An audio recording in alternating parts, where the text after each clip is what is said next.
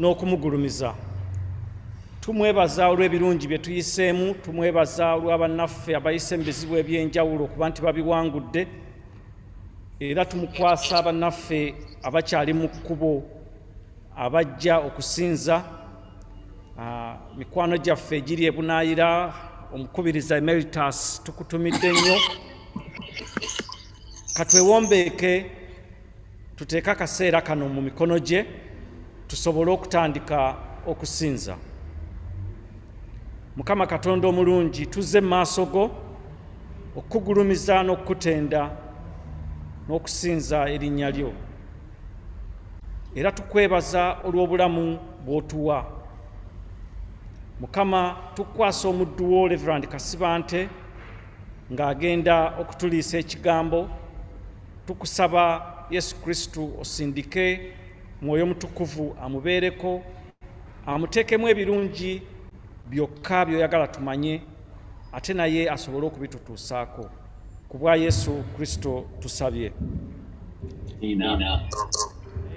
Katutandike okusinza kwaffe n'oluyimba olusooka.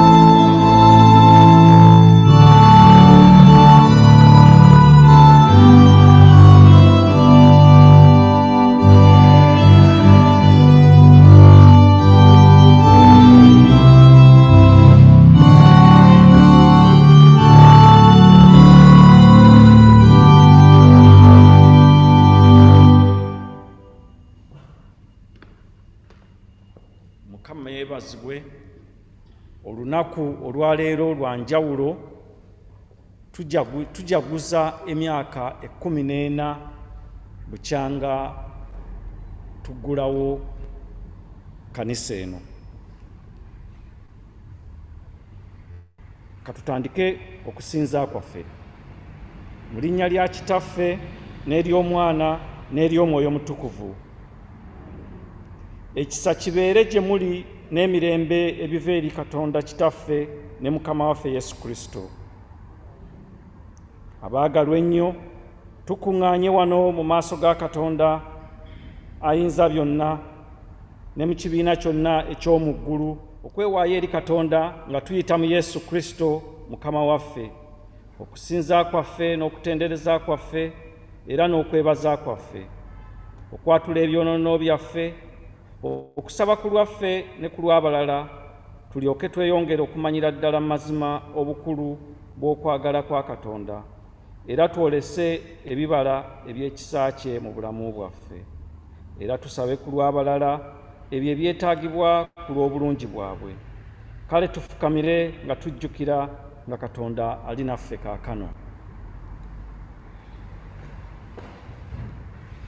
Ffenna awamu, Ayi Kitaffe ayinza byonna era ow'ekisa ekingi, tukyama okuva mu makubo go ng'endiga bwe zibula, tugoberera nnyo okulowooza n'okwegomba by'emitima gyaffe, tugaana okuwulira amateeka ge amatukuvu, tuleka ebitatugwanira kukola era tukola ebitatugwanira kukola, so nga n'obulamu tebuli mu ffe.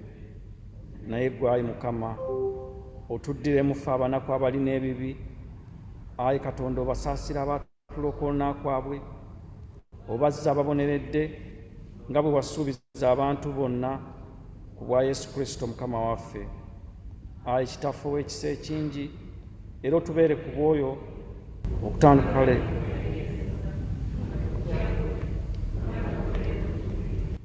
erinnya ettukuvu litenderezebwe. Amiina. Mukama ayinza byonna,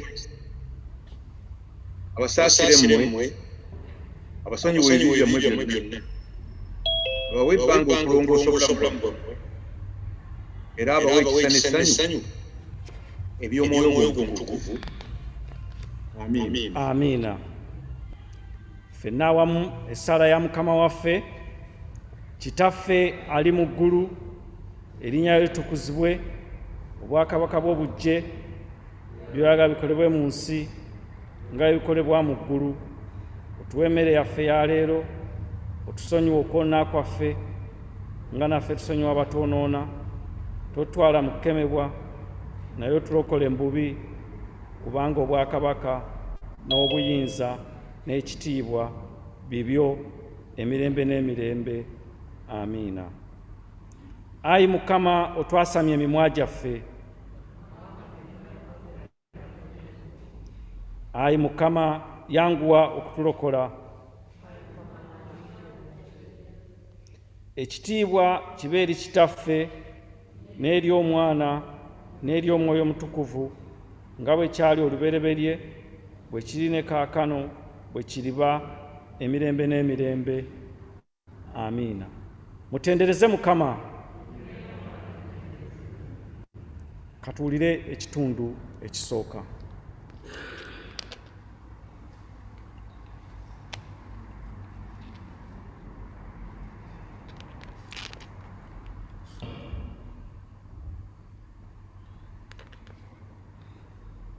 Ekitundu ekisooka kiva mu Isaiah essula 6 olunyiriri olusooka paka 8. Mu muwala kabaka Uziya mwe yafiira, n'alaba Mukama ng'atudde ku ntebe empanvu eyagulumizibwa, n'ekitende kye nga kijjula yeekaalu. Bassesseraafi baali bayimiridde waggulu we, buli omu yalina ebiwaawaatiro 6, ebibiri yabibikka ku maaso ge, n'ebibiri yabibikka ku bigere bye, n'ebibiri yabibuuza. Omu n'ayogerera waggulu eri munne ng'agamba nti, mutuukirivu mutuukirivu, mutuukirivu, Mukama ow'eggye, ensi yonna ejjudde ekitiibwa kye,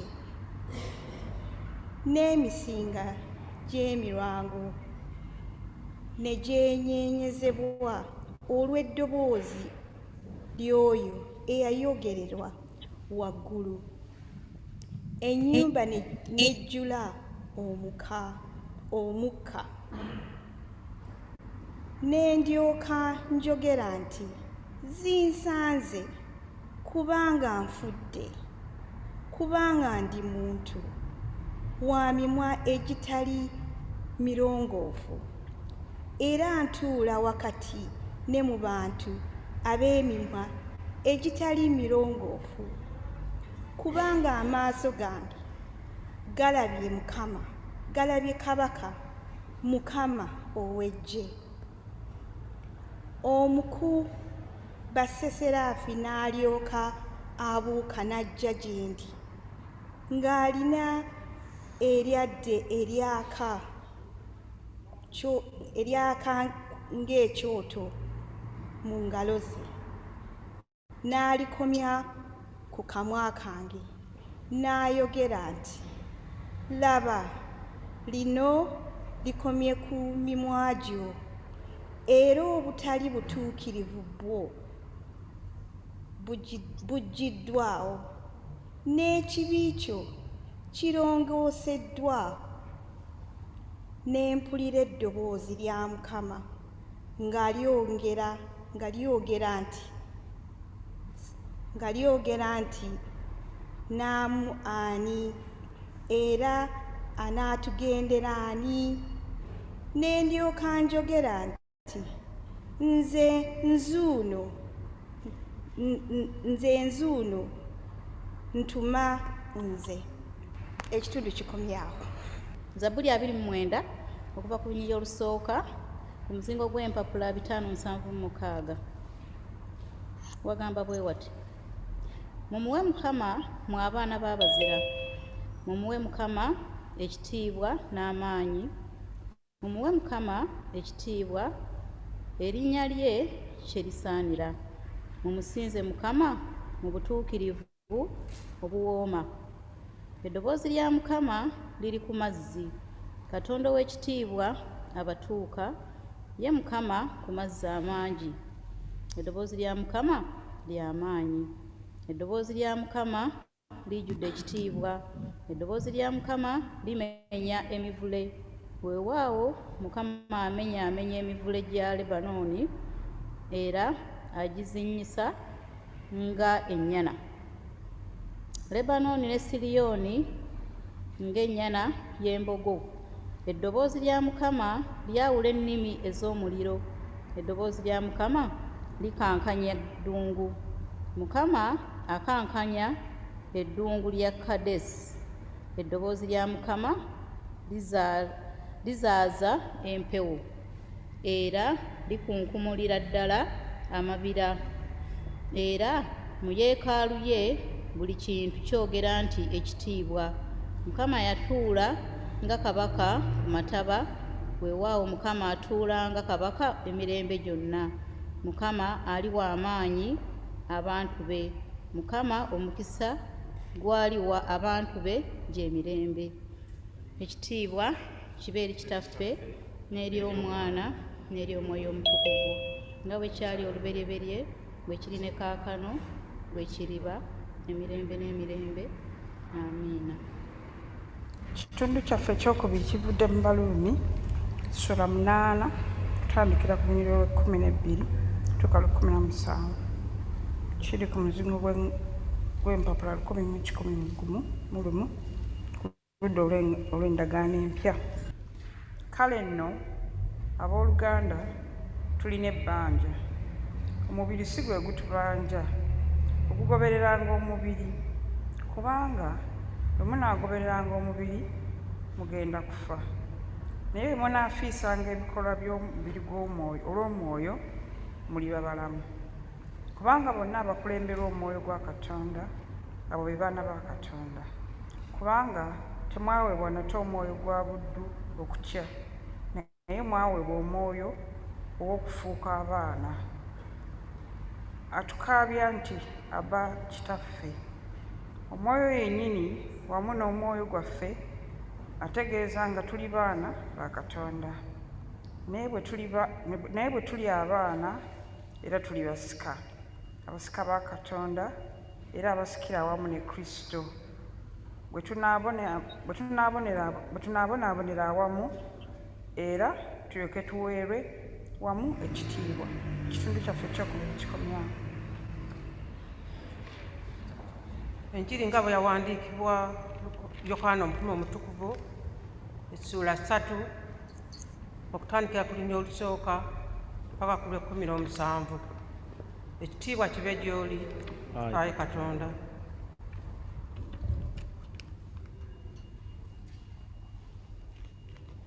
Awo waliwo omuntu w'omu Bafalisaayo erinnya lye Nikodemu, mwami mu Buyudaaya. Oyo n'ajja gy'ali ekiro n'amugamba nti, Labbi, tumanyi nti oli muyigiriza eyava eri Katonda, kubanga tewali muntu ayinza kukola obubonero buno obwokola ggwe, wabula Katonda ng'ali naye. Yesu n'addamu n'amugamba nti, ddala ddala nkugamba nti omuntu bw'atazaalibwa mulundi gwakubiri tayinza kulaba bwakabaka bwa Katonda. Nikodemo n'amugamba nti, omuntu ayinza atya okuzaalibwa bw'abanga mukadde? Ayinza okuyingira mu lubuto lwa nnyina omulundi ogwokubiri n'azaalibwa? Yesu n'addamu nti, ddala ddala nkugamba nti omuntu bw'atazaalibwa mazzi na mwoyo tayinza kuyingira mu bwakabaka bwa Katonda. Ekizaalibwa omubiri kiba mubiri, n'ekizaalibwa omwoyo kiba mwoyo. Toweewuunya, kubanga nkugambye nti kibagwanira okuzaalibwa omulundi ogwokubiri. Empewo ekuntira gy'eyagala, n'owulira okuwuuma kwayo, naye tomanyi gy'eva newankubadde gy'egenda. Bw'atyo bw'abeera omuntu yenna azaalibwa omwoyo. Nikodemo n'addamu n'amugamba nti, ebyo biyinza bitya okubaawo?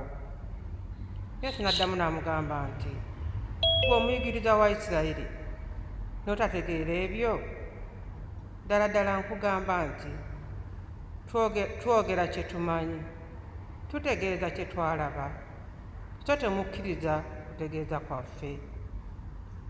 Bwe mbabuulidde eby'ensi ne mutakkiriza, mulikkiriza mutya bwe nnababuulira eby'omu ggulu? Tewali muntu eyali alinnye mu ggulu, wabula eyava mu ggulu, ye Mwana w'Omuntu ali mu ggulu. Nga Musa bwe yawanika omusota mu ddungu, bwe kityo n'Omwana w'Omuntu kimugwanira okuwanikibwa.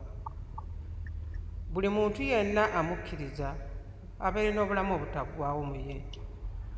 Kubanga Katonda bwe yayagala ensi bw'ati, n'okuwaayo n'awaayo Omwana we eyazaalibwa omu yekka, buli muntu yenna amukkiriza alimu okubula, naye abeera n'obulamu obutaggwaawo, kubanga Katonda teyatuma Mwana we mu nsi okusalira ensi omusango, naye ensi erokolere ku ye.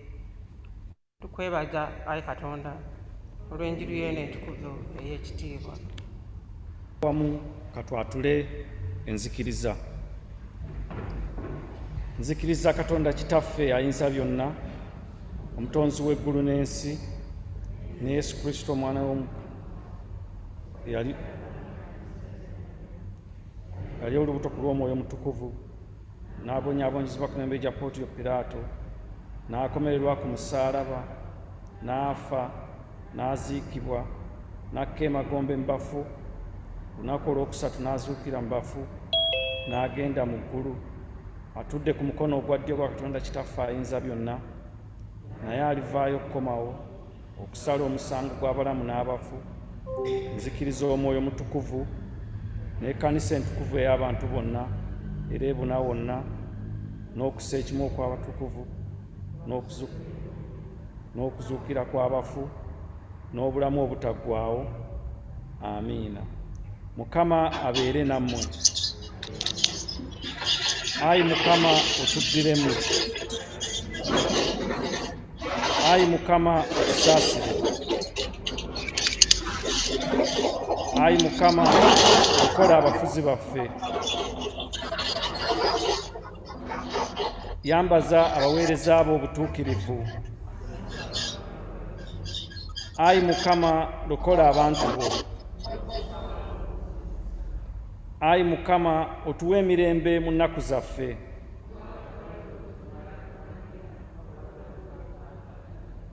Ayi Katonda otulongoose emitima gyaffe munda.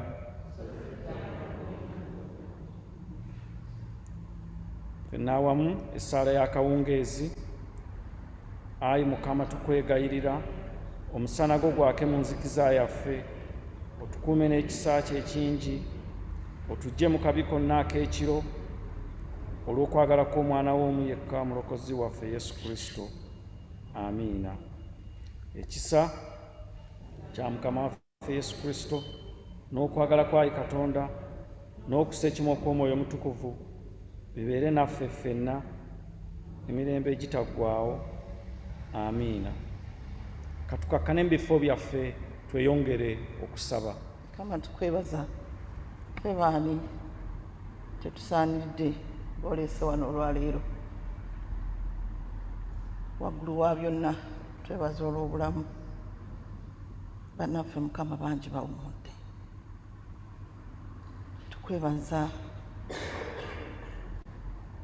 natukutuuza mu kkanisa tubadde nga tukitunuulidde nga kiri wala, naye olw'okusiima ku Mukama osobodde. N'ebirala Mukama byonna ebikyagaanye tumanyi ojja kubituulamu obitereeze. Twebaza olw'obuweereza bw'Ekkanisa obwa wano, babishopusi, abaawule n'abantu bonna ababuulira enjiri wano mu Bungereza. Oyongere obbawa amaanyi okubunya ekigambo kyo. Twongere okuwaayo Ekkanisa ey'ewaffe ey'e Uganda Mukama, era waggulu babishopu, abaawule n'abantu bonna ababuulira enjiri okubunyisa ekigambo kyo. Obongere amaanyi. Twongera Mukama okuwaayo eggwanga lino lye tulimu, lye watuleetamu ne bannaffe be twasangamu. Obongera amagezi kubeera bannaffe b'amagezi basangibwa nga bagalina, naye okusinga byonna bongere okumanya n'okutegeera. Tuwaayo Prime Minister Johnson n'abo bonna baweereza nabo, ensonga zonna ze batuteeseza olw'obulungi twebaza. Tuwaayo n'abakyala abambejja n'abalangira bonna Mukama oyongere okubakuuma. Queen wa Bungereza mu kiseera kino ng'akyali mukosefu olw'okufiibwako omwami Prince Philip. Twagala Mukama omwongere amaanyi era omutukuumire. Era tuzze okuwaayo obwakabaka bwaffe obwa Buganda, kabaka waffe Muwenda Mutebi. Obunafu bwonna Mukama gwe bw'omanyi obuli mu mubiri gwe oyongere omujjanjaba, owe amagezi abasawo n'abantu bonna abamulabirira. Tulina essuubi nti Mukama naye ojja kwongera omutukuumira. Tuwaayo n'Abagereka, naye omulimu gwakola ku lw'abaana n'abakyala. Twebaza era twagala omwongera amaanyi.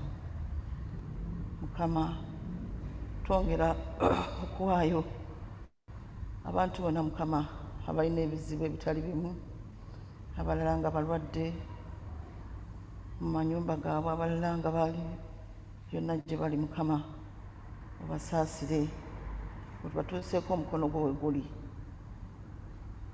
Ayi Mukama twagala okwongera okuwaayo eggwanga lyaffe Uganda. Eggwanga lyaffe Uganda Mukama ndikukaabiridde, tulikukaabiridde ffenna okubonaabona okutakomye Mukama emyaka mingi gigenda kuwera 4. Naye Mukama tumanyi nti osobola otukolera ekisinga okuba ekirungi. Buli muntu yenna nga yeetamiddwa abantu nga tebalina ssente, tebalina mirimu, abaana nga tebasoma, abantu nga balwadde, nga bafa bye batandifudde ng'omusujja kuba talina. Newankubadde Mukama naffe watuleeta mu ggwanga lino nga tuyambako, naye ate tetusobola kutuuka ku buli muntu yenna. Tusaasire, tutunuulire nga bwe watunuulira amawanga amalala gonna, tunuulira Tanzania, watunuulira Zimbabwe, naffe tumanyi ojja tutunuulira, otukolera ekisinga okuba ekirungi. Si ffe tulonda naye gw'olonda, naye olaba nti abantu bonna banyigibwa. Mukama twagala okuwaayo abantu bonna Mukama abavudde mu nsi muno abawummudde n'ab'enganda zaabwe. Mukama oyongere otugumya, oyongere obbagumya. Tuwaayo omukyala Uganda munaffe Amooti bwe baatemudde ng'ali maka ge mu ggwanga lino. Osaasire ab'enganda ze, obanyiga ebiwundu ssaawa eno nga bali mu kukaaba. Twongere okuwaayo abaana baffe mu ggwanga lino bali mu kiseera eky'ebibuuzo, n'abatali mu bibuuzo bali mu kusoma, okwongera okuva mu mwaka gwe balimu. Obakuuma abaana abato ebyo gye batambulira mu masomero, gw'okuuma ffe tusobola okubuulirira, naye gw'okuuma obabeera okuwulira bakadde babye babagamba. Twagala Mukama otunuulire abantu bonna abatalina mirimu, abalina obwetaavu obwa buli kika, bw'obeerewo. Mukama ensonga zaffe nnyingi, naye tumanyi zonna ozimanyi era osobola okuzitukolerako nga bw'osiimye. Tubeere Sabiiti ng'egenda okutandika, otuwa omukisa. Byonna Mukama tubitadde mu maaso go ku lw'obuyinza bw'Omwana wo Yesu Kristo Mukama waffe. Tweyanziza nnyo okwegayirira mu kaseera kano nga tweteekerateekera okuwulira obubaka okuva ew'omusumba Amos ku myaka gyaffe gino 14 gye tumaze wano. Kambasabe balenda bagamba tuyimirire naye tusigale nga tutudde olw'amateeka amapya agaliwo. Kwaya etuwe oluyimba olwokubiri, oluyimba bwe lunaggwa omusumba Amos Kasibante ajja kuba atuliisa ekigambo.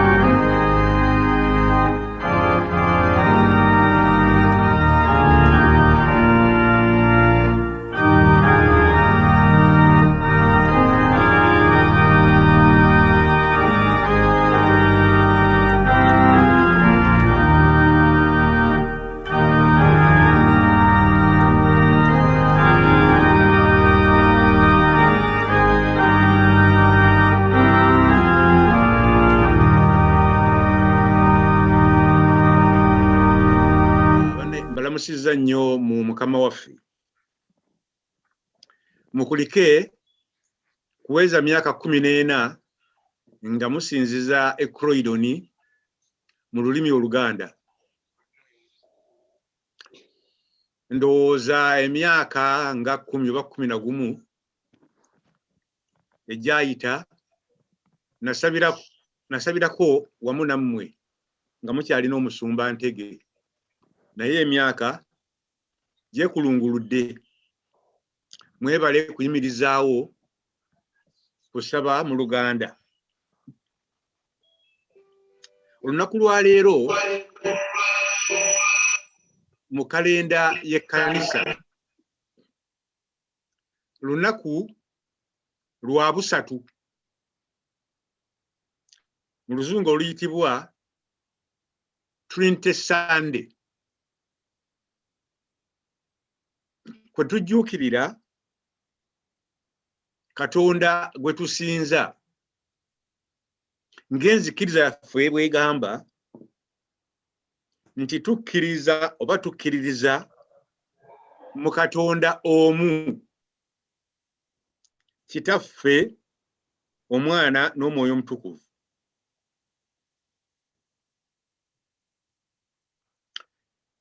Oba tuyinza okugamba nti Katonda omu mu busatu. Kaakati ekyo kibuzaabuza, oli ayinza okubuuza nti yiye abo si bakatonda basatu? Ate Bayibuli etugamba nti Katonda ali omu.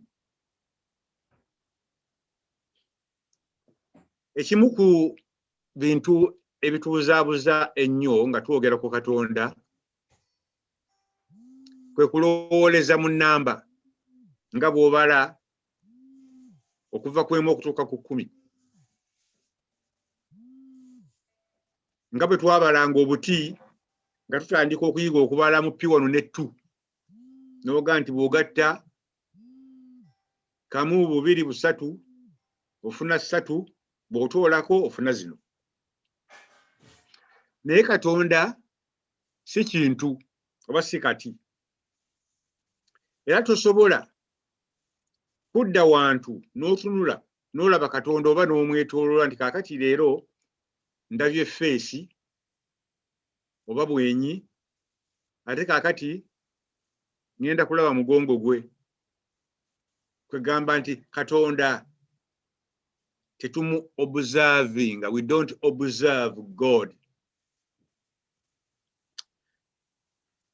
N'obugambo obuno butono nja kuddayo ku kitundu omukyala kye yatusomedde ekyasoose ekiri mu Isaaya essuula 6. Kitundu kizibu engeri gye kyawandiikibwamu. Nze nakikwata mu mutwe nga nkyali mu kibiina kya 5. Ti mu mwaka Kabaka Uziya mwe yafiira, nalaba Mukama ng'atudde ku ntebe empanvu engulumivu, oba ng'atudde ku Namulondo, n'ekirenge kye nga kijjudde yeekaalu. Nti basseraafi baali bayimiridde waggulu we, buli omu yalina ebiwawaatiro 6, 2 yabibikka mu maaso ge, 2 ku bigere bye, ne 2 yabibuusa. Nti omu n'ayogerera waggulu eri munne ng'agamba nti mutukuvu, mutukuvu, mutukuvu Mukama ow'Eggye, ensi yonna ejjudde ekitiibwa kye. Nti n'emisingi gy'emiryango ya yeekaalu ne ginyeenyezebwa olw'eddoboozi ly'oyo eyayogerera waggulu, ennyumba n'ejjula omukka. Ne ndyoka njogera nti zinsanze, kubanga nfudde, kubanga ndi muntu wa mimwa egitali mirongoofu, era ntula wakati mu bantu ab'emimwa egitali mirongoofu, kubanga amaaso gange galabye Katonda oba Kabaka Mukama ow'Eggye. Negenda mu maaso. Isaaya n'atumibwa ng'amaze okulongoosebwa. Munajjukira Sabiiti ewedde bwe twali twogera ku Pentekoote, ku kujja kw'Omwoyo Omutukuvu, twalaba obubonero obulaga Katonda nti bwali. Omukka, omuliro, okunyenyezebwa kw'ekifo.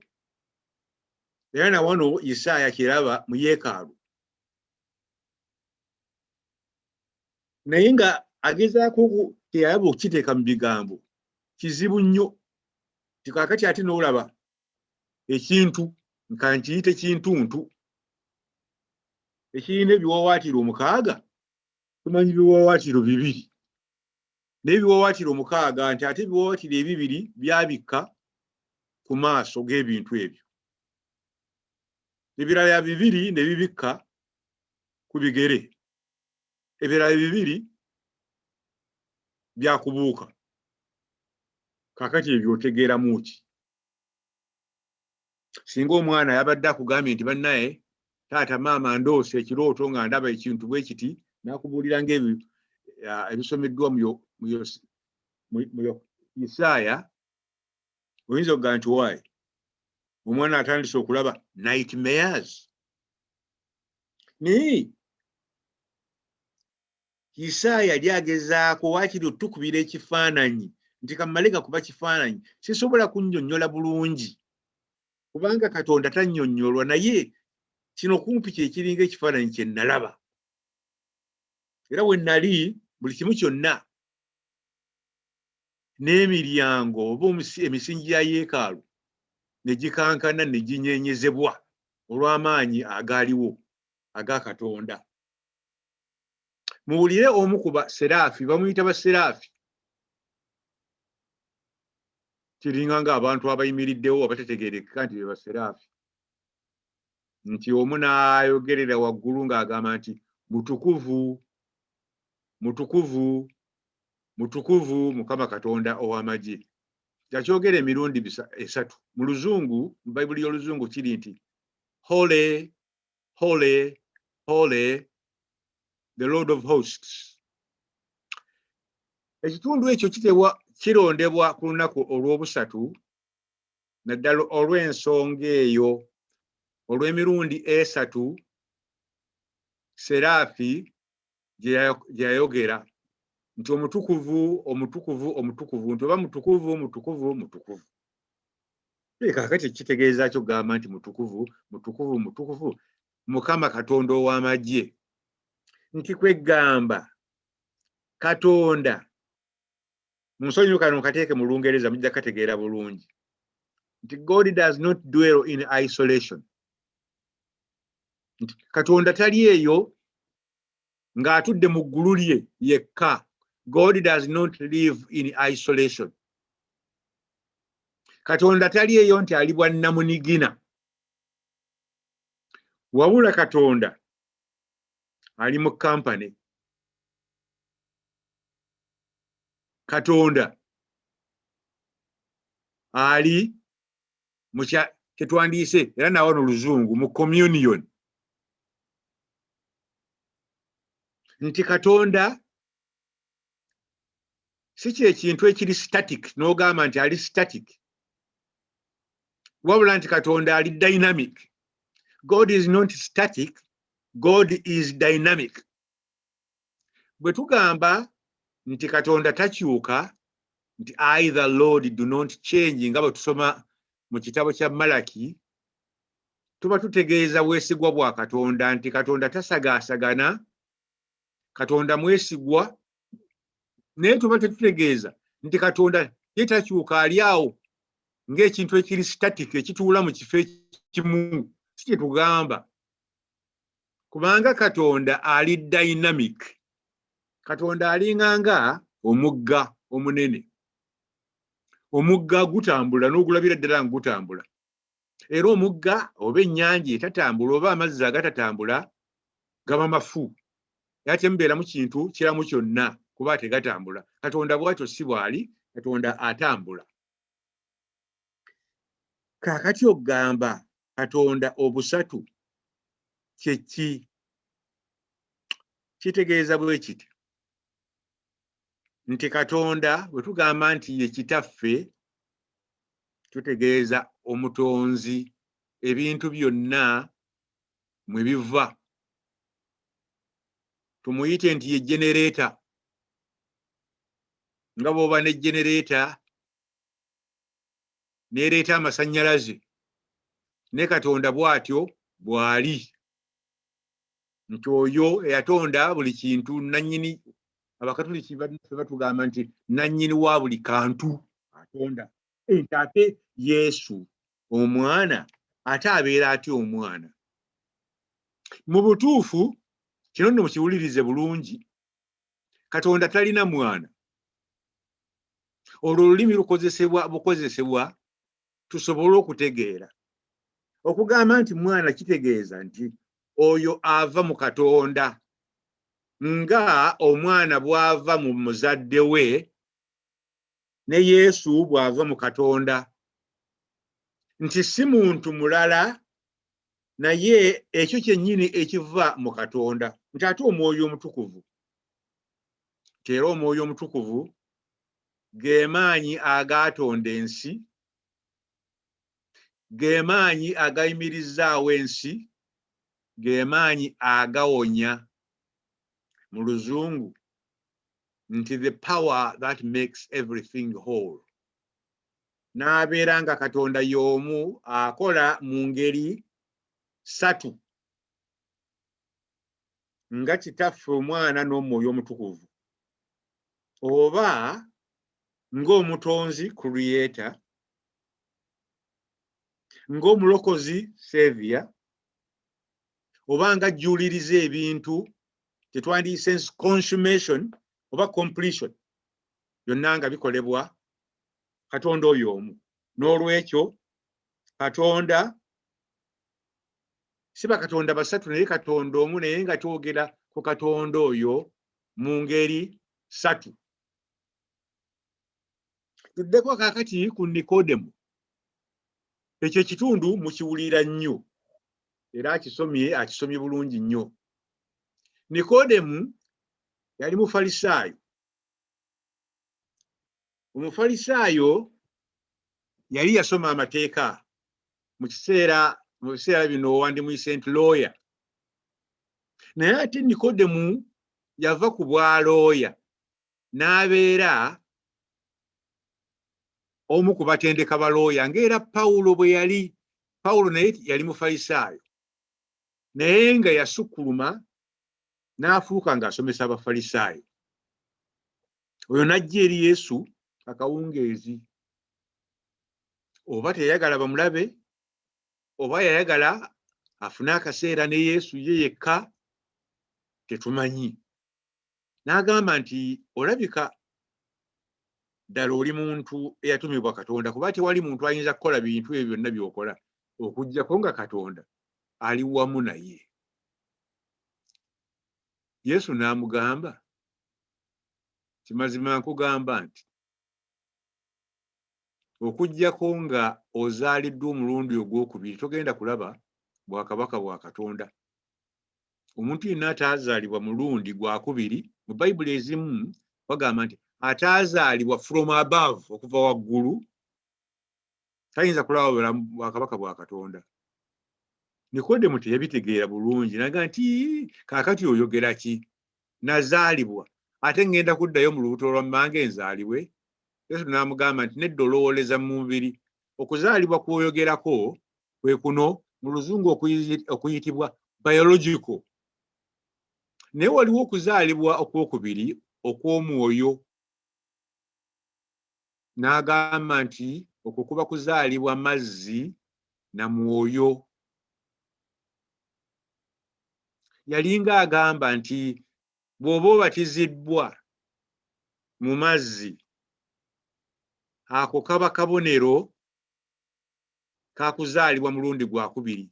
Naye tekitegeeza nti olw'okunyika mu mazzi oba olw'okussaako amazzi ng'olwo okyusa ozaaliddwa omulundi ogwokubiri, kubanga era okubatizibwa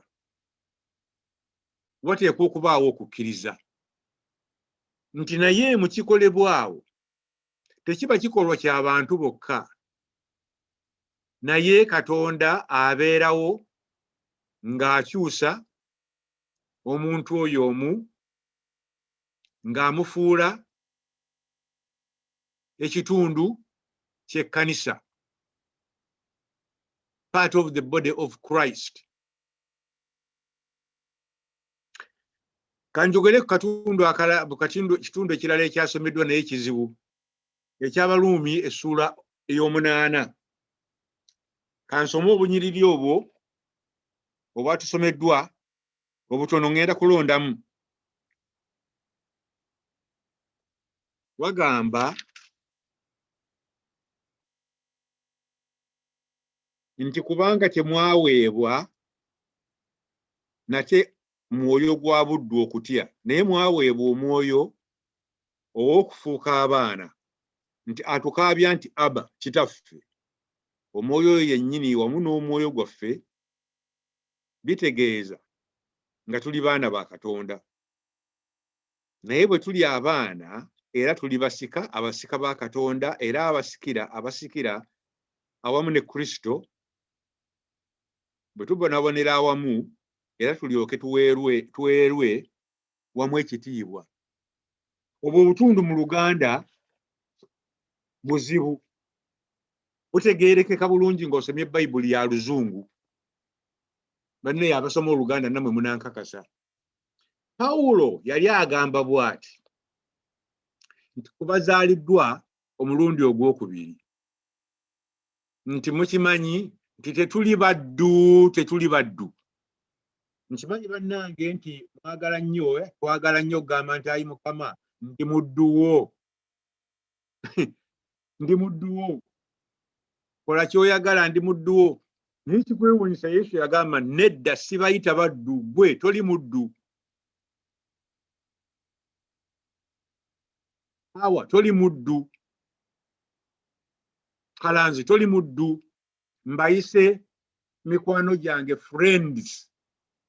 Nti omuddu tamanya mukama we kyakola, naye mmwe mbayise mikwano gyange. N'olwekyo totya kugamba Yesu nti mukwano gwange. Tolowooza nti okuga nti mukwano gwange ninga amuleese ku grade yange. Mukwano gwo. Era na wano Pawulo agambye nti tetuli baddu, tuli baana. Mu nnyumba muno mwe tuli tetuli baddu, tetuli baweereza, tuli baana. Nti era oba tuli baana tuli basika, naffe tugenda kusikira wamu ne Yesu. Nti ebyobusika bya Yesu bye byaffe. Kaakati naawo mbabuulira, kankozese ekigambo kino mu Luzungu. Dignity gye mulina mu maaso ga Katonda. Nti mulina dignity nga mikwano gya Katonda, ng'abaana ba Katonda, era ng'abasika. Muli basika. Muli basika, muli baana. Ekyo nno lwaki nkizzeemu emirundi mingi. Ngenda kumaliriza naye kanjogere kano. Nti Katonda bw'akuyita omwana ow'omukwano, omusika, oba mu engeri zino, engeri ng'abaana b'e Uganda ennaku zino bagamba nti Yesu bw'akuyita nti blood. Yesu bw'akuyita nti blood wange. Ekyo kigambo kikulu nnyo. Nti abantu abalala bonna abakuyisaamu amaaso ne baga nti ako nno kaani, kirabe, ekyo kyani, ekiddugavu, ekikadde, oba akaana akato, ekyekibi. Yesu agamba nti nedda, tokkiriza omulala si yakuneeminga, si yakuwa erinnya, nze ndikuwa, nti gwe gundi oli mwana, oli wa mukwano, gwe musika wange. Omukama abeere nammwe.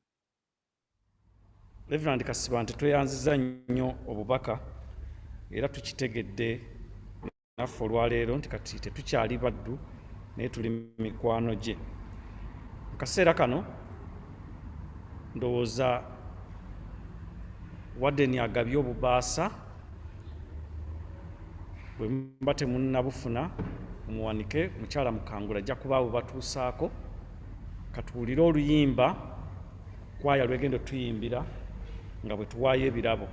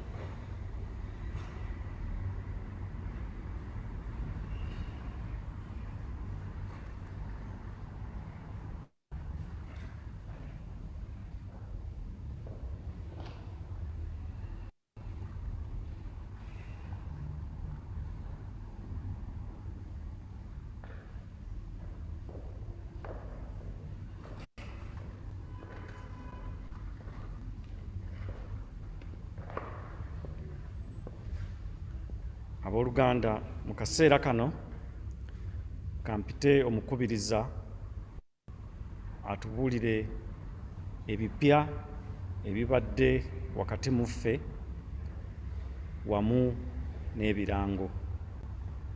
Mukubiriza. Mukama yeebazibwa abooluganda.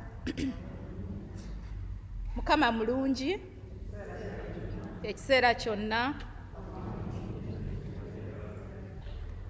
Tumwebaza Mukama atuwadde ekisa n'atukuuma n'okutuuka ku lunaku lwa leero, ate n'atuwa akaseera kano ak'okubeera awamu ng'abooluganda mu nnyumba ye, nate abamukufu okumala ebbanga eddene, abamukufu okuva mu bizibu ebitali bya ngeri zimu, kulwaza, kufiirwa, naye abaddewo. Tujja kumwebaza kubanga buli mbeera yatugamba tumwebaze, ate era n'okwesunako okuba nti ate ffe baani abali wano olwaleero. Olunaku lwaleero lukulu mu kkanisa yaffe ey'Oluganda, olw'okuba lwe lunaku lwe tujaguza n'okujjukira okuggulawo kw'ekkanisa yaffe emyaka 14 egiyise emabega. Twebaza Mukama nnyo nnyo okutusobozesa, ate tumwebazaamu ak'enjawulo. Omwaka oguyise gubadde gwa kuyuguumizibwa nnyo nnyo nnyo, naye yeeraze nti akyatwagala era ayagala tubeere wano nga tumutendereza. Tutwale omukisa ogwo tukikozese, tutapinge mu laavu eyo gy'atuwadde, naffe tugyeddize. Njagala mu ngeri enjawulo okkaniriza n'okwebaza abasumba baffe, Rev'd Amos Kasibante. Tukweyanziza nnyo nnyo ssebo, tusiima bongerwa okutuliisa ekigambo ky'olwaleero ekyo Sunday ey'obusatu, era lesson tugifunye bulungi. Tweyanziza nnyo bulijjo kutusumba ssebo. Mukama waffe tweyanzeege. Mukama akutuweera omukisa n'ab'enjuuyo bonna. Ate era mu ngeri y'emu, I want to thank Reverend James so much for fathering us. In the morning service, we are so used to calling him Father James. So he's happy to be called Father, but he's become a real father to all of us. So we thank you so much for supporting us, guiding us, and loving us, and giving us the opportunity to always be in the house of the Lord. Last Sunday, if you were able to be here, we had elections of our new leadership. Twalonda abakulembeze, naye nga abataaliwo abatasobola kulondebwa ku bukulembeze, naye nga Mukama abayita okuweereza, omukisa gukyaliwo okubeera nga muweereza. Tewaliiwo kkomo ku bya buweereza. Kati njagala mu ngeri enjawulo okuyozaayoza abaweereza ba Mukama, abakulembeze baffe abaalondebwa Sande ewedde. Nja kubanjulirako batono, abalala bajja kuyimirira buyimirizi kubanga abasinga tetwaliwo tubalabe. Twalonda ba church wardens, omukyala Sarah Mukangula n'omwami Richard Walusimbi. Abo njagala okubasaba, abo mu kkanisa, simanyi oba ekitiibwa kyabwe bujjo kiva naye bakitiibwa abo abantu be batufuga, be batukkiriza okubeera n'obutabeerawo. Babeera batumiddwa bishop direct era bakomissioningibwa. So service yaffe eddako ng'ennaku z'omwezi 2 June bajja kubeera commissioned by the Reverend James, who has been delegated by the Archdeacon of Croydon to commission all the wardens in church.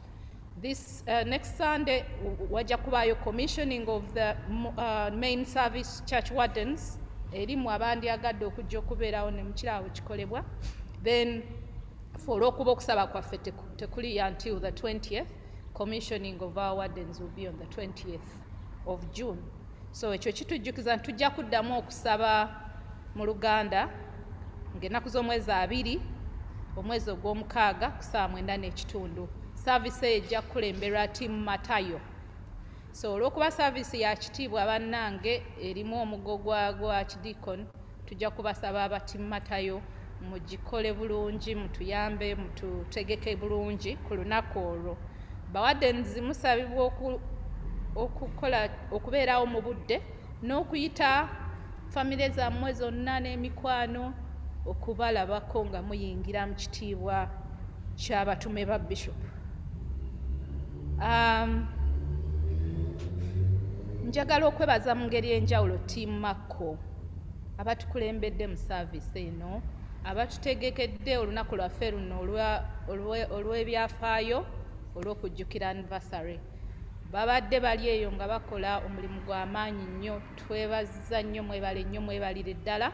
Ttiimu Mako mubakubireko mu ngalo kubanga kakati wano mukyalozaako buloza, balina ebirala eby'amaanyi ebijja bye baba teekedde. Bwe tuva wano ffenna tugenda mu hall.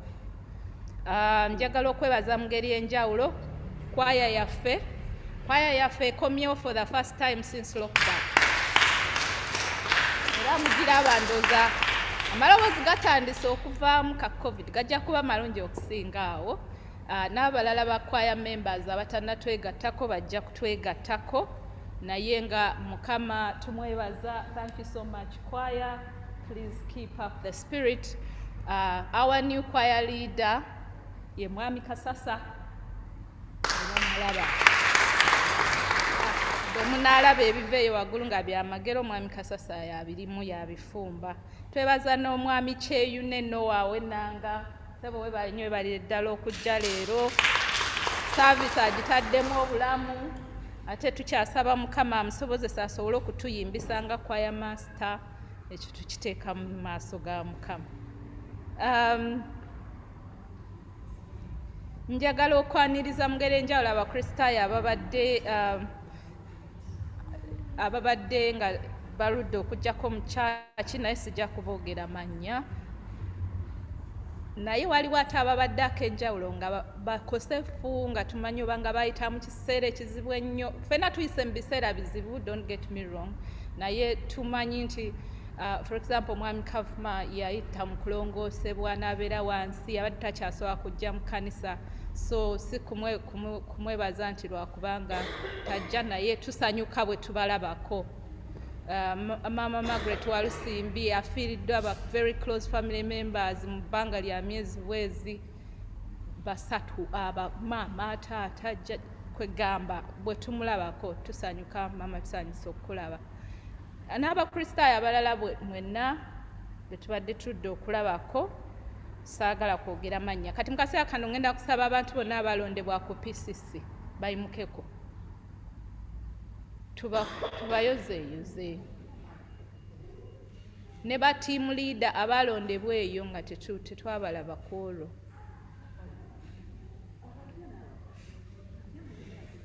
Team leader yes, tiimu yonna nga naawe mwoli maama bakyala. Abo be bakulembeze bammwe, be bakulembeze baffe abo tubaaniriza nnyo nnyo. Ba team leaders muli ku lukiiko, n'olwekyo bwe tugamba kwemerera muyimirira. Ba team leaders abapya bonna abalondeddwa, ba team leaders abatiimu ennya, n'abakulembera abaami n'abakyala n'abavubuka, mwenna mbatusaako okuyitibwa okw'enjawulo okuli ku kijjulo kya ttiimu Yokaana kyeteeseteese ku Saturday ejja. Ennaku z'omwezi zijja kuba 5 kuva ku ssaawa 9 ez'olweggulo. Ekijjulo ekyo kiri owa mukubiriza ewaka. So oba obuze akasimu okakubira mukubiriza. So ttiimu Yokaana eteeseteese okwaniriza aba team leaders n'okunyumyamu nga ba leaders aba teams, then n'oluvannyuma musanyukemu. Eyo get together yaabwe, naye nga bagadde nnyo okumiitinga ne teams endala zonna tulabe engeri gye tunakolamu emirimu ng'ekkanisa. Mu kiseera kino mbadde njagala kubuuza oba waliwo abazaaliddwa mu mwezi guno ogwa May, birthdays, anniversaries, any celebrations. On a birthday boy. Oh, Ezra, how old are you? Okay, banne tufunye birthday boy Ezra. Katuyimbe. Oba ani ana kwaya yene tuyimbira. Birthday boy Ezra. Clap for him.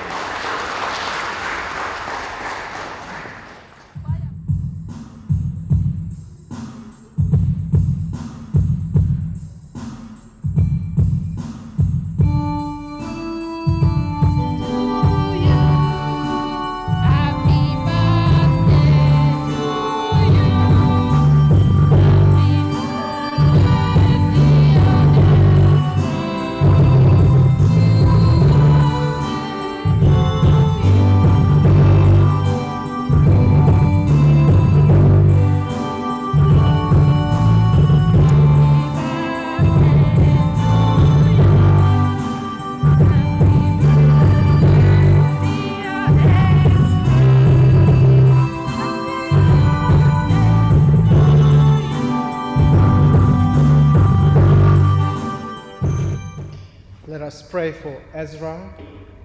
You know, Ezra is a very good name. There's someone in the Bible who was called Ezra, and he did such an amazing thing. And I do believe that God has called you as well to do amazing things in your life. So as you celebrate your 6th birthday, just know that God has great plans for your life, and have confidence and believe in that. Is that all right? Okay, let us pray. Loving and ever-living God, we give you thanks for the life of Ezra, and we give you thanks even as he celebrates his 6th birthday. We pray that, gracious God, that this day may be full of joy, that this day that he may continue to know that you love him and you care for him. We pray for the rest of his life, that indeed he may live to grow and become as great as the Ezra that we read from the Bible. We pray that you may now bless him and be with him now and days without end. Amen. Amen.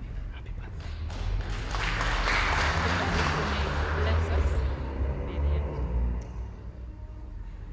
Just want to conclude by saying once again a very big thank you to Amos for being able to share the word of God together with us. It's amazing what we can be able to do with technology. As far as you are, you can still be together with us here, and we are very grateful for your ministry. Also, again, just to reiterate, is to say a massive big thank you to everyone who joined us last Sunday at the AGM, and also to continue to congratulate those who are elected and those who offer themselves to serve as leaders for this year. We indeed look forward to working together with you to be able to bring the mission of God forward in this congregation.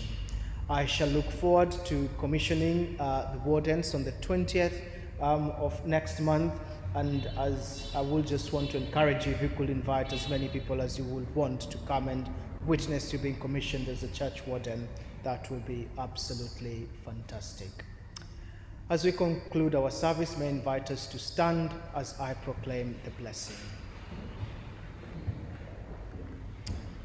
Let us pray. Loving and ever-living God, we give you thanks for this day that we do remember the Trinity, God who is 3 persons, yet one, united and always inviting us to himself. We commit ourselves unto your able hands this evening. As we walk out of this building, we ask that may you go together with us. May you fill our hearts with your peace and with your joy. And even as before we leave this place, we want to commit our sister Margaret and her family unto your able hands. At this particular time of grief and pain, we ask that may they know your peace and your comfort. And as we go out this evening, I pray that may the Lord keep you. May the Lord bless you. May the Lord turn his face upon you and scatter the darkness from before your path. and the blessing of God Almighty, the Father, the Son, and the Holy Spirit be among you all and remain with you now and days without end. Amen.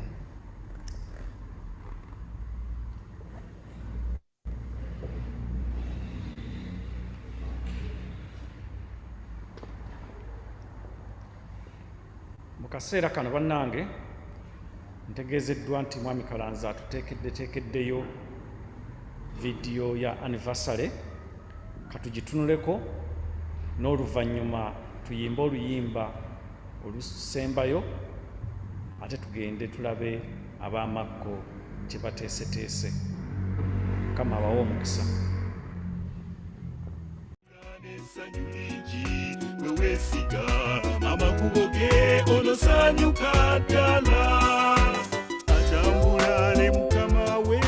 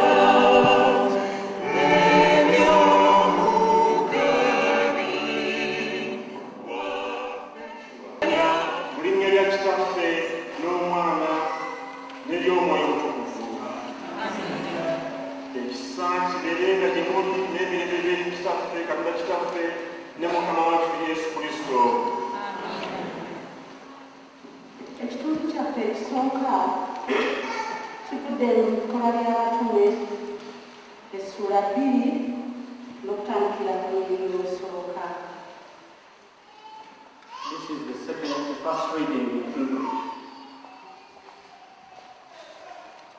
It's from Acts chapter 2, verse 1 to 21. When the day of Pentecost came, Sabiiti Ey'Obusatu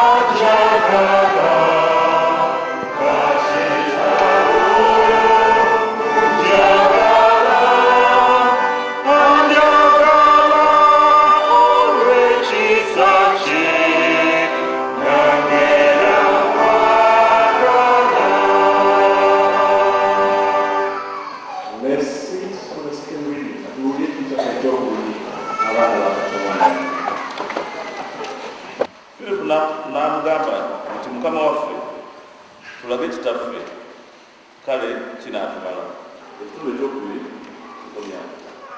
Lord, show us the Father, and we will be satisfied. Jesus said to him, Have I been with you all this time, Philip, and you still do not know me? Whoever has seen me has seen the Father. How can you say, Show us the Father? Do you not believe that I am in the Father and the Father is in me? This is the end of the second reading.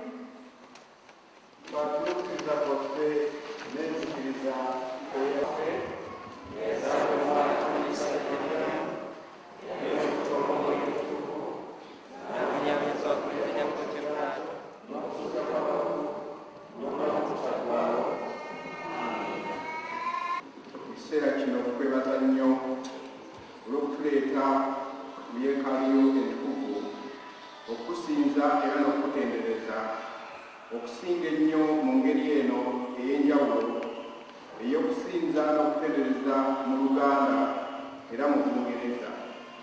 Tukwebaza kubanga osobodde okusobozesa omukolo guno okubeerawo. First of all, greetings today on this inauguration service for Ekkanisa Luganda from the Bishop of Southwark and the Bishop of Croydon, and I do know that the Archbishop of York, Archbishop Sentamu, has sent his greetings as well. Today is the feast of Pentecost, when we recall the gift of God's Holy Spirit to the apostles, as Jesus promised. Their gift was our gift too. Today has always been kept as the birthday of the Christian Church. So happy birthday to everybody.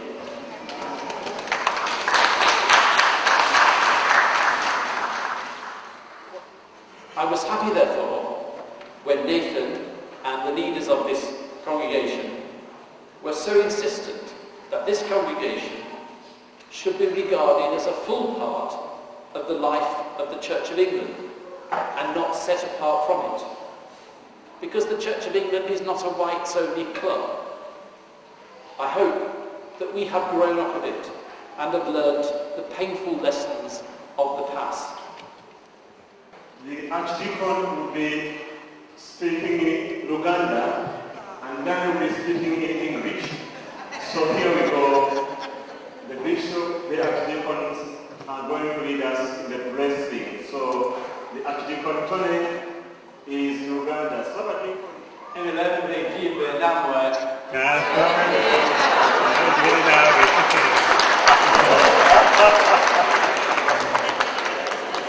Peace of the Lord be with you.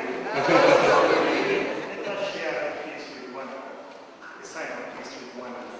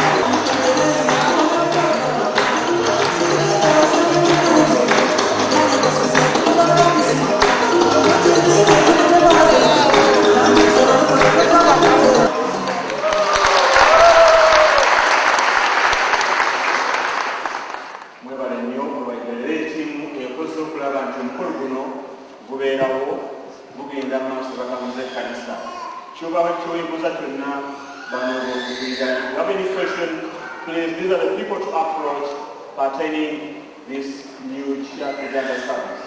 God bless you.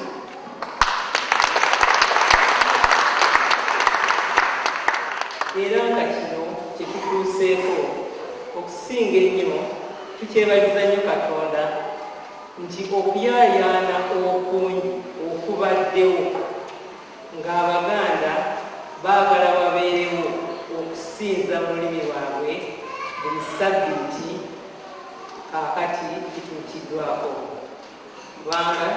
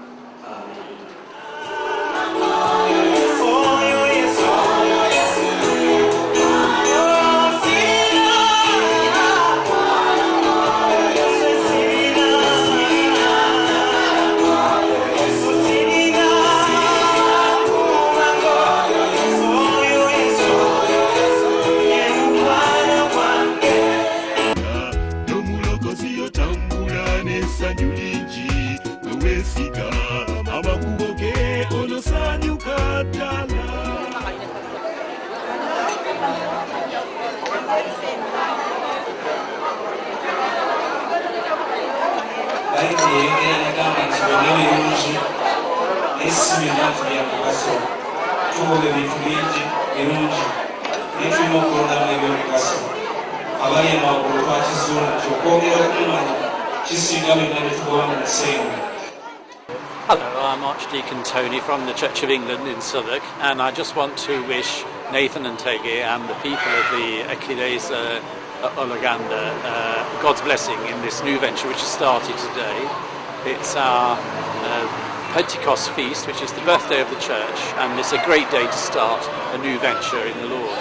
And the idea of having a Ugandan language service is to unite and bring together all the people of Uganda who live in London, and we encourage them to unite around this service and to use it as a great community event and festival. Kakati video eyo njirabemu ebintu bibiri.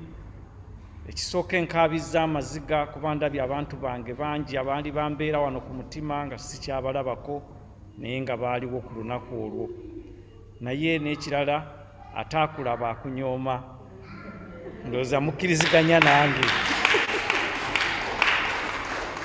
Ekyo nga kivuddewo Mwami Kavuma nga bwe mumulabye nti mu kaseera ako yali mbooko nakati akyali mbooko era atuleetedde ebirabo bwe munaaba mufuluma emabega wali weebiri era kale awo wadde mumusiimye okuba nti yali mbooko mumuddemu omumusiima. Vidiyo eyo egenda kubeera ku YouTube, full version of it. Mwami Kalanzi yagicompressinze kubanga tubadde twagala kusula wano olunaku abasinga kumwe mulujjukira lwali luwanvu nnyo. Agenda duteeka ku YouTube tuddemu tulwejjukanye.